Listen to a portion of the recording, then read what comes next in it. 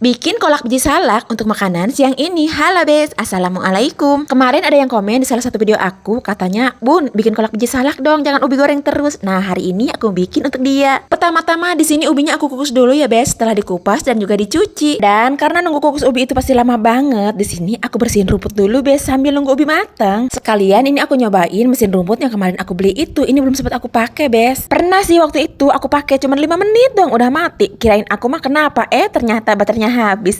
Aku lupa waktu itu Bes, belum aku cas, main pakai aja. Ini udah aku cas sampai full Besti. Coba aku pengen tahu berapa lama ini kekuatannya. Kalau di tulisannya sih katanya ini kuat sampai 8 jam, tapi entahlah ya Bes, mudah-mudahan sih benar. Sengaja ini aku beli mesin rumput ini Bes. Seperti yang aku bilang waktu itu, di bagian sini tuh mau aku tanamin buah-buahan, cuman aku sampai sekarang belum sempet. Jadi maksudnya di sini tuh aku mau bikin taman buah, tapi bawahnya itu tetap kayak gini Bes, rumput hijau. Udah aku bayangin sih, kayaknya indah banget kalau di samping rumah tuh punya taman buah dan anak-anak tuh bisa bermain di bawahnya. Kalau menghayal boleh kan Bes, siapa tahu aja kan jadi kenyataan. Walaupun ini mesin harganya nggak seberapa, tapi alhamdulillah ini Besti lumayan ngebantu banget sama kerjaan aku. Tangan aku yang biasanya pada lecet dan pada perih kalau habis bebadan rumput, alhamdulillah sekarang nggak lagi. Ya ampun, baru juga aku sanjung-sanjung udah mati nih baterai. Haduh, tapi nggak nyampe 8 jam ini Bes, ya Allah, baru juga 20 menitan udah mati. Tapi ya sudahlah, kita cas aja dulu baterainya ya Bes. Kayaknya kukus ubi aku juga udah empuk, di sini mau aku angkat aja langsung, sekarang kita tumbuk. Kita lanjutkan bikin kolak biji salaknya. Ayo, siapa yang kemarin minta dibikinin videonya bikin kolak biji salak? Tonton videonya sampai habis ya. Pertama-tama kita kupas dulu untuk ubinya ya Bes. Setelah dicuci kita kukus. Setelah ubinya matang kita tumbuk sampai halus. Setelah halus kita campur pakai tepung tapioka. Untuk tepung tapiokanya sesuai selera ya Bes. Kalau pengen kenyal ya banyakin aja tepung tapiokanya. Kalau untuk aku di sini